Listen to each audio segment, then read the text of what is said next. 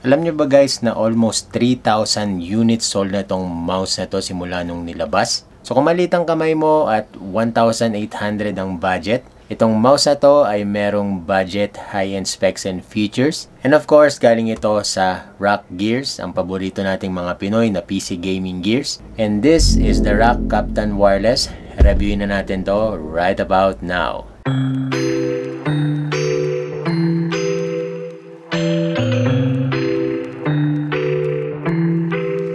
Alright guys, so konting disclaimer lang, itong mouse na to is not sponsored by ROK Gears. Binili po natin yan. Pero meron silang binigay sa atin na bago nilang Desmat. If you are a keyboard enthusiast, kung love na love nyo ang ROK Gears, gusto nyo puro ROK Gears ang kasama, merong collaboration ng ROK Gears at Zion Studios, ang tinawag na para po Desmat. Ito ay custom Desmat na Pinoy na Pinoy, and I think this one will be perfect for your setup. So ito ang first collaboration nila, napakaganda ng design, napaka-Pinoy ng design, and at the same time, ang colorway niya is Zion and ROK Gears. So check nyo yan, nasa link in the description. Kung interested kayo, feel free to click the link.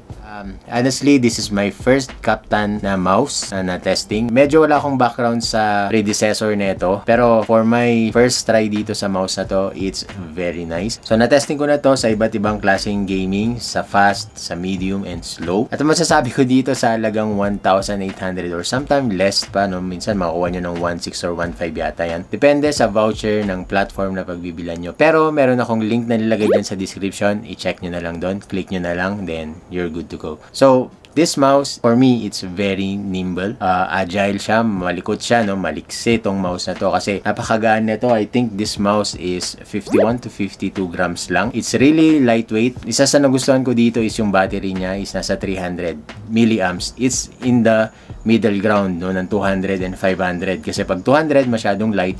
Pag 500, masyado naman mabigat. So, yun naman yung trade-off niya. And I think ito, tamang-tama lang siya. Nag-enjoy ako sa weeks of testing dito. So, ang mga nagustuhan ko dito sa ROK Captain Wireless is, unang-una gaya na nabanggit ko, kung meron kang small hand to medium hand, ito, saktong-sakto para sa inyo. Kala ko nung una malaki itong mouse na to. Pero, hindi pala. Makikita yan sa Elo Shapes, nandyan din sa link in the description. Nakikita yung size niya, and it's a small wireless ergo mouse na meron siyang noticeable na hump. Okay, hindi siya flat na parang mga R1, Attack Shark R1 or Metapuni.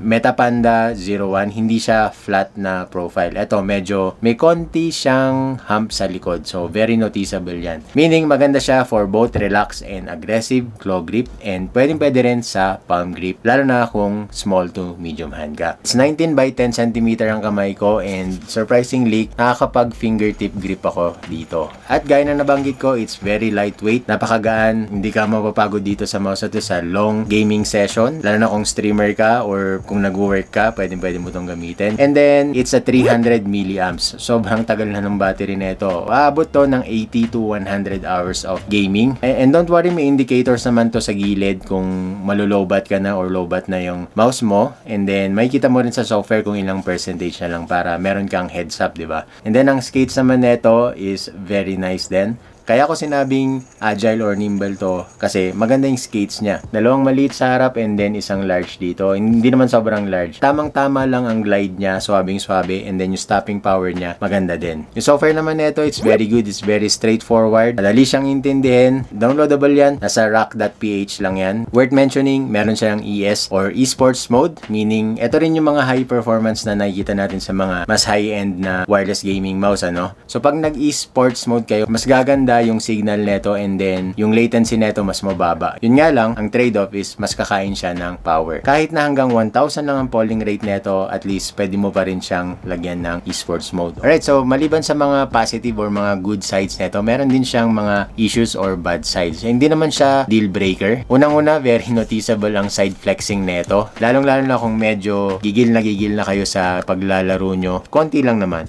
Since meron siyang side flexing, meron din siyang minimal creaking, maririnig nyo rin yan. And isa sa pinaka hindi ko nagustuhan is meron siyang slam click. Kung gigil or inis na kayo sa nilalaro nyo or mabigat yung kamay nyo, yan, meron siyang slam clicking sa M2 or right mouse button. So, tandaan nyo na lang yun guys. And then, isa sa pinaka issue na madalas kong ma-encounter dito is yung M3 or yung middle click button. So, every time na nag-scroll down ako, napipindot lagi itong M3. Medyo annoying siya para sa akin sa totoo lang. So, next is yung heavy clicks niya. So, this one is using a Wano pink dots. Para sa akin, ang dating niya mabigat. Although maganda yung sound, very tactile, pero ang good side doon is very minimal ang post and pre-travel niya, pati sa side, ganun din. Kasi Wano din naman to, so very minimal ang post and pre-travel. Ang hindi ko lang nagustuhan talaga, it's medyo mabigat siya. And then, meron din siyang switch grinding. Kaya sabi ko sa inyo, pag gigil kayo maglaro, noticeable ang switch grinding nito. Kaya medyo, wag nyo naman panggigilan masyado tong mouse na to, no? This one is very minor, yung toggle switch niya, walang label.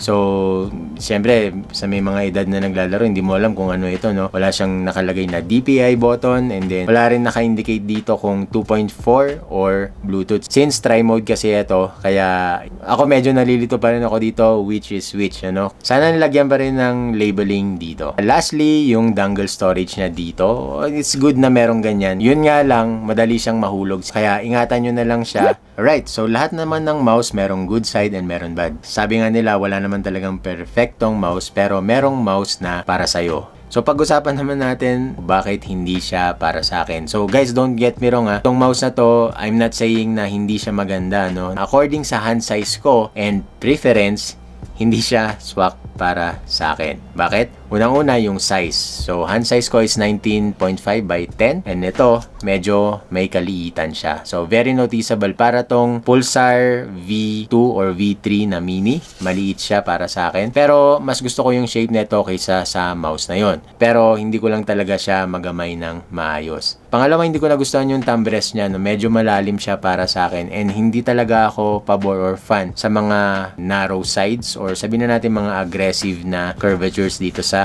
sides, lalong-lalo na dito sa thumb rest, no? Para sa akin, hindi relax yung thumb ko. 300 milliamps is good, pero noticeable na back heavy ito pag hindi mo nahawakan yung tamang position. Medyo bumababa siya ng konti na ganyan. Talagang may trade-off talaga, no? Kasi 300 milliamps is good, pero ang kapalit naman niya, medyo bibigat siya. Yung balance niya, hindi magiging gitna. So, medyo slight back. Last but not the least, yung coating nito. This one is very standard. So, madali siyang mag-fade. And then, madulas siya sa kamay. So, yung libreng grip tape, I highly recommend na gamitin nyo siya dito. And then, lastly, hindi ako fan nito. Hindi ako fan nitong holes na to. Although, maganda yung holes niya, it's made up of ABS plastic. So, very lightweight. Kaya magaan itong mouse na to dahil din dito sa holes niya. Yun nga lang, hindi ako fan ng ganyan. Parang Pulsar din. Kasi sila yung talagang open no? Nag-introduce ng open na mouse. And this one will attract dust and yung mga buhok-buhok na yan. So, malaking chance na pupunta talaga yan sa loob. So, kaya kailanganin nyo ng blower para dito every time na naglalaro kayo, every after gaming or for a few days. Yan, para hindi mag-build up, lalo na sa roll wheel and sa mga switches niya para hindi siya mag-stack up. So, yun lang naman yung mga reasons bakit hindi ito para sa akin. So, for the price point of 1,800 para sa akin, kung meron lang akong small hand, patok na patok to, papasok ito sa main rotation ko. Pero, for you guys na nagbabudget lang at yan, saktong malitang kamay nyo, I highly recommend this Rock Captain Wireless, especially kung naghahanap din kayo ng Ergo. Pag sinabing Ergo guys, yan yung relax. It's good for gaming, lalo-lalo na sa work. Para hindi napapagod yung kamay nyo, so less hand strain. And if you're interested to buy this one, don't forget yung link in nasa description, Lazada and Shopee yata yun. Click nyo na lang yun para hindi na kayo maghanap-hanap. And I think that's it. It's another solid release from Rock Gears. At hintayin pa natin kung ano pang mga sabog nila this 2024. This is Kuya Big Tech Reviews. Don't forget to subscribe, like, and share. And follow na rin yung social media natin, lalo na sa Facebook. And I'll see you on the next one. Ingat kayo lagi, and I'm out. Goodbye.